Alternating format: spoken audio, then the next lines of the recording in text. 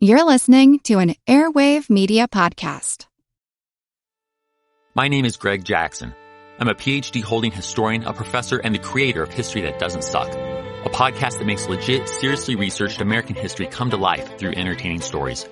Join me for a chronological telling of the United States story, from the Revolution to fractious Civil War, tenacious inventors, brave reformers, and more. With more than 100 episodes, you can already binge listen your way from 1776 to the early 20th century. Listen to History That Doesn't Suck on Spotify.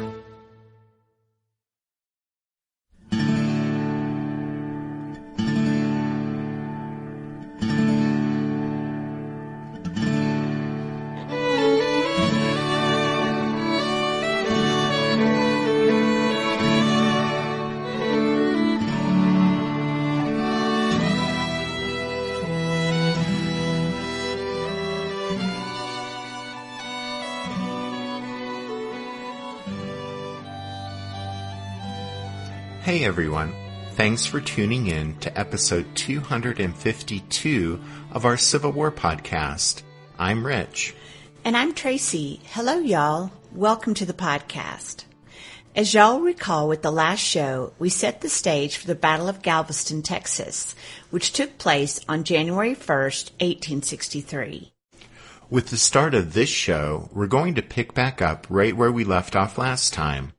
And at the end of the last episode, we said that at Galveston, Colonel Burrell's defenses and Commodore Renshaw's resolve were soon to be put to the test, because Confederate Commander John B. Magruder had been told that New Year's Eve would present the perfect combination of tide and moonlight to launch his surprise attack on the Yankees.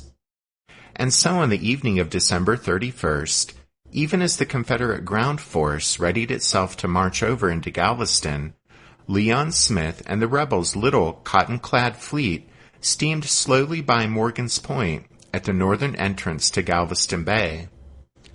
Suddenly, a messenger caught up to them with a note from the flamboyant and theatrical Magruder. It read, "To Major Smith, in command of the gunboat expedition, and Colonel Greene, in command of the land forces on board. I am off, and will make the attack as agreed, whether you come up or not. The Rangers of the Prairie send greetings to the Rangers of the Sea." But when Smith and Greene received that message, Magruder's Rangers of the Prairie were already encountering their first difficulty. You see, Prince John's plan called for his men to haul over to Galveston Island more than 20 pieces of artillery, and some of them were quite large. But at the time, the only bridge to the island was a 2-mile-long railroad bridge. Previously, the railroad bridge had been crudely planked over to facilitate the crossing of Confederate cavalry patrols, which crossed it from time to time. But now the mules that were pulling Magruder's artillery took one look at the ramshackle arrangement and refused to step foot on it. Precious time was lost as the mules were unhitched and the rebel troops took up harnesses and ropes to haul the artillery over the bridge themselves. The most unusual piece of artillery that Magruder dragged over to Galveston Island was what he called, quote-unquote, railroad ram, which was an 8-inch Dahlgren mounted on a railroad flat car. A breastwork of cotton bales had been built up on the car, and the gun would fire from behind them. This would be only the second use of a rail-mounted gun in battle, and it had been Magruder who'd made military history by using the first such arrangement during the 7 days' battles in Virginia 6 months earlier.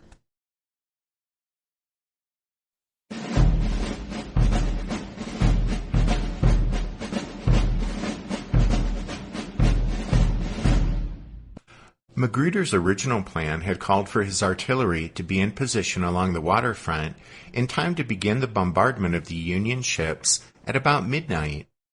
But because of the delay associated with the bulky mules and the 7 to 9 miles the guns needed to travel, the Confederate artillery didn't get in position until almost 4 a.m. Under Magruder's direction, the guns were then spread out along the waterfront for about 2.5 miles. Not all of the Confederate guns were positioned at street level, though. Some of the smaller field pieces were apparently dismantled and hauled up to the second stories of buildings along Strand Street, and from those elevated spots they fired out at the enemy ships in the bay. Shortly after 4 a.m., Magruder personally fired the first gun at the USS Owasco to signal the start of the Confederate attack. As the bombardment opened all along the waterfront, Prince John declared, "Now, boys, I have done my best as a private. I will go and attend to that of general." And with that announcement, Magruder hurried off to his headquarters, situated at a large house a couple of blocks away from the waterfront.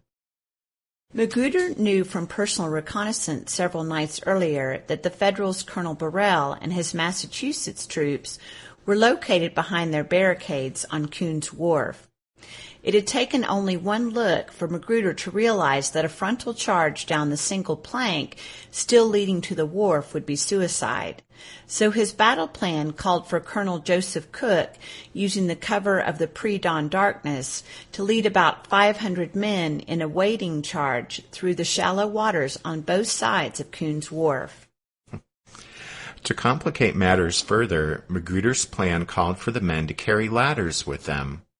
They were to wade through the shallow water to the end of the wharf, then climb up the ladders and assault the Yankee defenders from the rear.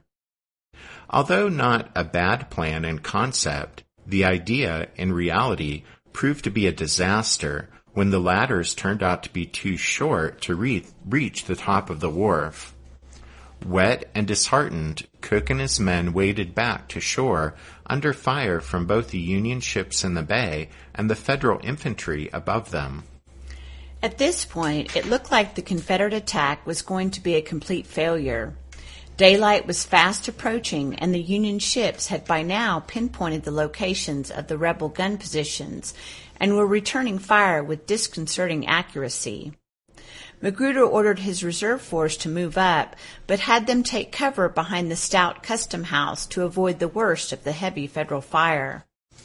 Theophilus Noel, a scout and messenger who was, quote-unquote, packed like sardines, along with the rest of the reserve force behind the building, later recalled how, quote, "We were rushed in behind the custom house, a brick building which had been erected only a short time before the commencement of hostilities, and ordered to be still.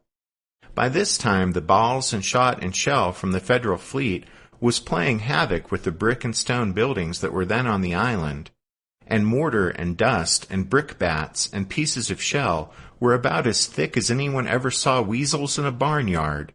And there we were in a very dilapidated, if not scared condition, for to be placed in a position where you cannot fight back is one of the most dreadful things that a soldier has no liking for." Noel also recalled that to ease the tension, some jokester called out in a loud and apparently quite profane voice, "Boys, be bleeping still, for if the bleeping Yankees hear us and find out where we are, they will bring out that bleeping gun they have that shoots around corners." Well, although the bleeping Yankee gun that could shoot around corners never materialized, 3 enemy cannonballs did punch entirely through the custom house, while Noel and his compatriots took shelter behind it.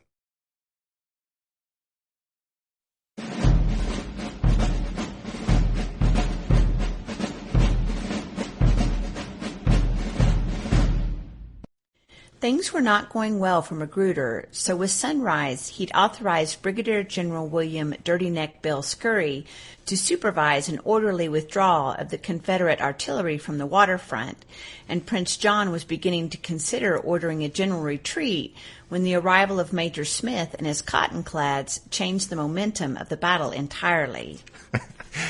Dirty Neck Bill is a great nickname. Yes, I'm sure his mother was so proud. Anyway, the naval side of the Confederate attack was arriving on the scene late because although the rebel ships had been within sight of the Federal squadron at midnight when the attack was scheduled to begin, well, as we already know, the rebel ground force had been unexpectedly delayed and so didn't begin the bombardment on time. And Major Smith had been told in no uncertain terms that it was the land forces, not his Rangers of the Sea, that were to fire the first shot and initiate the attack.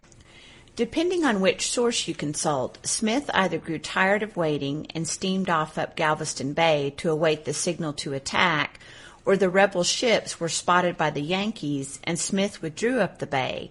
But in either case, Smith and his cottonclads were quite a distance away when the Confederate ground forces finally opened up their bombardment. But when they heard the rebel artillery start shelling the Yankee ships, both Bayou City and Neptune began their dash down the bay at the rear of the Federal squadron. As Bayou City came within firing range of the Union ships, Captain Armand Ware of the 1st Texas Heavy Artillery made final preparations to fire his big 32-pounder at the enemy. He fired 3 long-range shots with little apparent effect, and as he was readying to fire a 4th time, a nearby onlooker asked him to give the Yankees a New Year's present from him. Ware responded, "Well, here goes your New Year's present," and yanked the gun's lanyard. But as the big cannon fired, the tube exploded, killing Ware and wounding several other members of the gun crew. At this point, things looked grim for the rebels' little cotton-clad fleet. They hadn't even reached the Yankee ships, and their only big gun was already out of action. But strange as it may seem, Major Smith wasn't particularly deterred or discouraged by the explosion of Ware's gun. That's because he had understood, even before setting out on this dangerous mission, that the cottonclads' only real chance against the Federal gunboats was to ram them and then send over a boarding party. When one of Colonel Greene's sharpshooters had asked whether the cotton bales positioned on board the rebel ships offered any real protection against Federal shot and shell, Smith had honestly replied, "None whatever. Our only chance is to get alongside before they hit us." And that, in a nutshell, was Major Smith's plan. He intended to single out the first Federal gunboat he encountered and then have Bayou City and Neptune ram that enemy vessel from opposite sides and board her.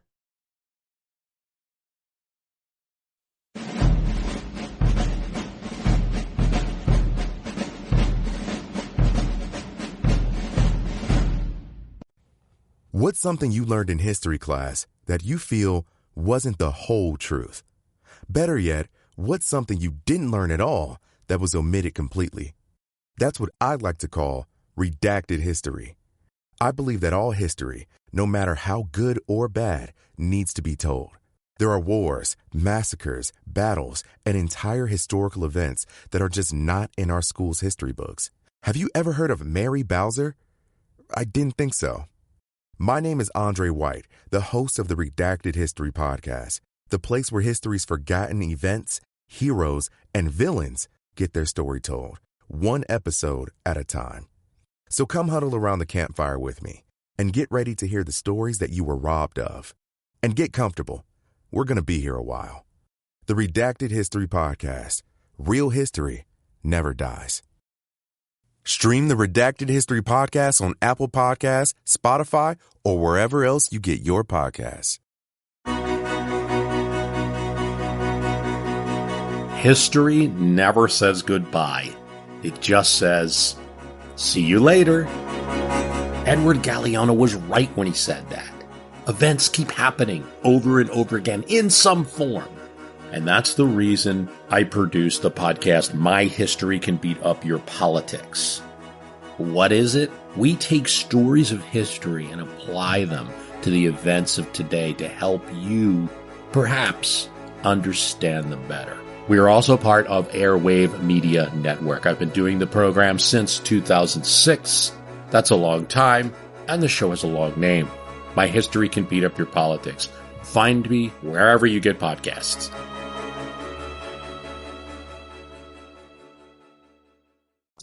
As luck would have it, the first Federal ship that Smith and his cottonclads encountered was the Harriet Lane. The ship, mounting 6 large guns, was the most powerful Union vessel in the bay. But she was also a side-wheel steamer, which meant she had large paddle wheels on each side of her hull. This made her very maneuverable, but also made her particularly vulnerable to just the type of attack Major Smith intended. If the two rebel cottonclads could ram Harriet Lane from both sides and disable her paddle wheels, then the Federal ship would be helpless. Harriet Lane was still lying at anchor, shelling rebel targets on shore when danger approached from another direction. Major Smith aimed Bayou City at the Federal ship's port paddle wheel and made his initial ramming attempt. Unfortunately, this first attempt was a failure, and Bayou City merely scraped by, doing more damage to herself than to Harriet Lane. The next ramming attempt, on the beleaguered Federal ship's starboard side, was made by Neptune, under the direction of Captain William Sangster. This attempt was even less successful. Neptune struck Harriet Lane a solid blow, but missed the starboard paddle wheel at which Sangster had aimed. The collision was violent enough, however, to do significant damage to the Confederate ship's bow. Neptune quickly began to take on water and go down at the bow, but Sangster was an experienced Galveston ship captain, and he coolly steered the sinking Cottonclad onto a nearby sandbar, where she sank in water so shallow that her decks were barely awash, and so the rebel sharpshooters could continue to fire at Harriet Lane. By this time, Bayou City had managed to come about and was making another ramming attempt on the Federal ship's port side. This time there was a tremendous collision as the rebel Cottonclad plowed straight into Harriet Lane. In fact, Bayou City's bow lodged so deeply and tightly in the enemy ship's side that the two vessels became locked together. Within a minute or two of the collision, Confederate boarders under the command of Major Smith and Colonel Greene were swarming from Bayou City over onto the deck of Harriet Lane, and they quickly seized control of the stricken Yankee warship. The rebels lost no time in hauling down the Stars and Stripes and turned the captured ship's guns on the USS Owasco, which was approaching rapidly. But as the Union ship drew closer, the fire from Harriet Lane's guns and from the Confederate sharpshooters caused the Owasco to retreat, and an uneasy quiet settled over the bay as the Federals considered their options.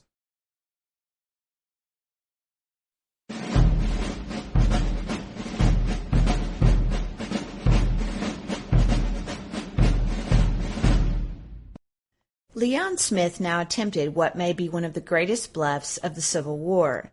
He had started the battle with 2 cotton-clad gunboats and a couple of other small vessels. Now, one of his gunboats, Neptune, was sunk, and the other, Bayou City, was locked up with Harriet Lane and incapable of movement. Because of the angle at which the decks of the captured Union warship and Bayou City were now leaning, it was difficult to work the guns of either ship effectively. But Major Smith was nothing if not bold, and now he sent Captain Henry Lubbock over to the Owasco in a small boat to demand the surrender of the entire Federal squadron. After Lubbock had repeated his demand to Captain Richard Law of the nearby gunboat USS Clifton, a truce was granted to consider the request. However, the truce in the bay didn't extend to the opposing ground forces. Faced with the possibility of being subjected to a renewed bombardment, and with no viable options for retreating from the wharf, the besieged Massachusetts troops surrendered to Magruder. The reason that a truce on the water was necessary to consider the incredible surrender demand by Major Smith was that the Federal naval commander, Commodore William Renshaw, was not immediately available to participate in the negotiations. You see, while the battle had been raging along the waterfront, Renshaw had been frantically, and unsuccessfully, attempting to extricate his flagship, USS Westfield, from a sandbar off Pelican Point where it had run aground.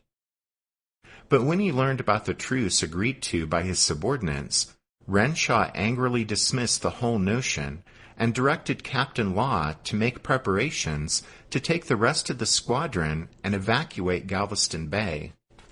But Renshaw didn't want to leave Westfield in the hands of the enemy, so at about 8:45 that morning he ordered the ship's crew taken off and had a long fuse laid to the magazine, intending to blow up Westfield and deny her use to the rebels.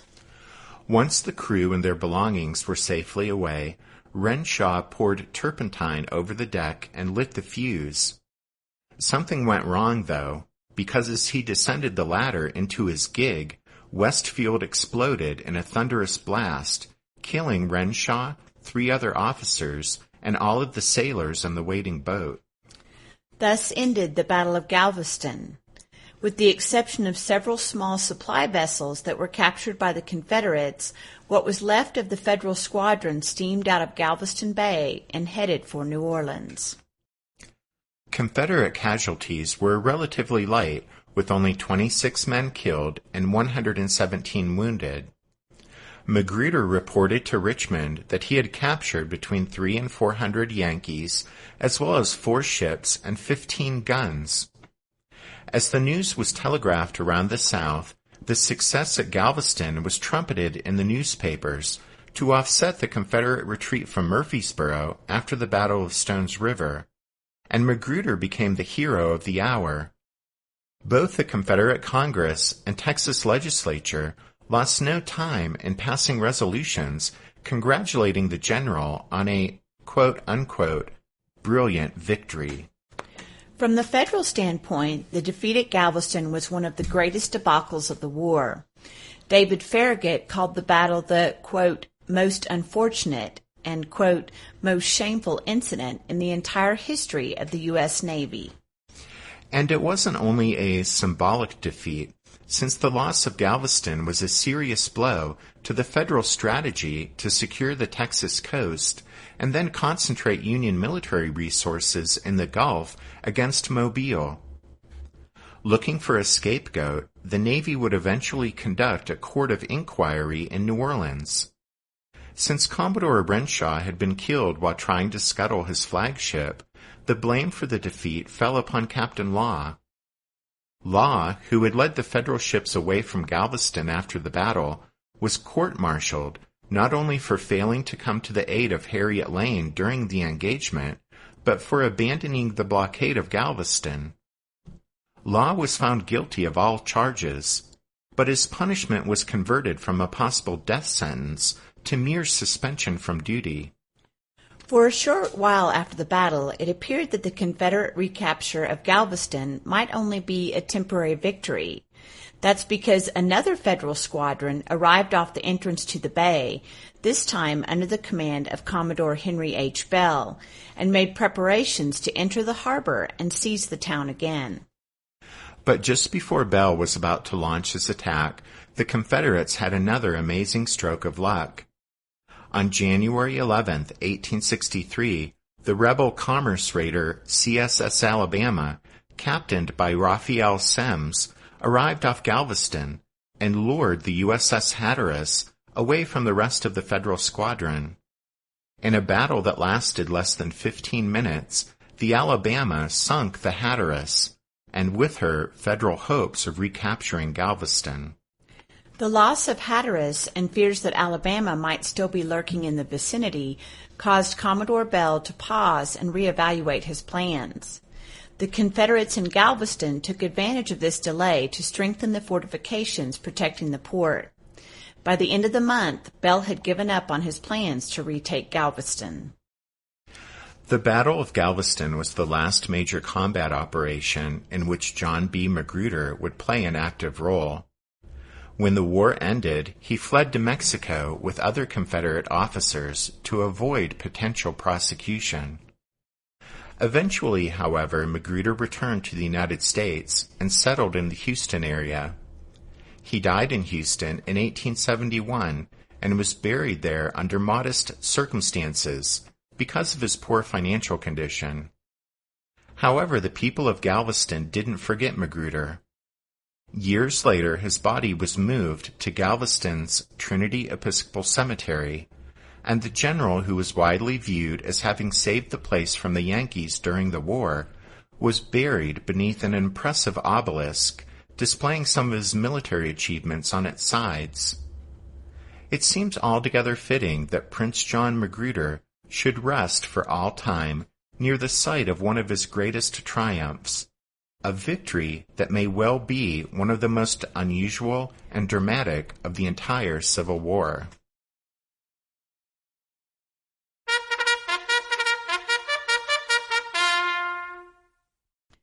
That means it's time for this episode's book recommendation.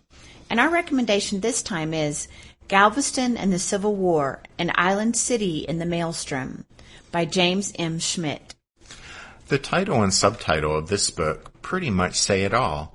It covers Galveston's antebellum status as the largest slave market west of New Orleans and a hotbed of secessionist sentiment, the events of the war years, and Galveston's distinction as the last major Confederate port to surrender. So that's Galveston and the Civil War, an Island City in the Maelstrom by James M. Schmidt. You can find a list of all of our book recommendations at the podcast website, which is www.civilwarpodcast.org. Also at the website, you can find links to the show's Twitter feed and Facebook page. And if you haven't already, then we'd love to have you join our growing little community on social media. And then we wanted to let you guys know that just yesterday we released members episode number 75, which was the second part of our look at the life of John C. Calhoun. So the members of the Strawfoot Brigade can head over to the website and listen to that show, including the newest members, Roxanne and Lisa. And that's it for now. Thanks for listening to this episode of The Civil War, 1861 to 1865, a history podcast. Rich and I do hope you join us again next time, but until then, take care. Thanks, everyone. Bye.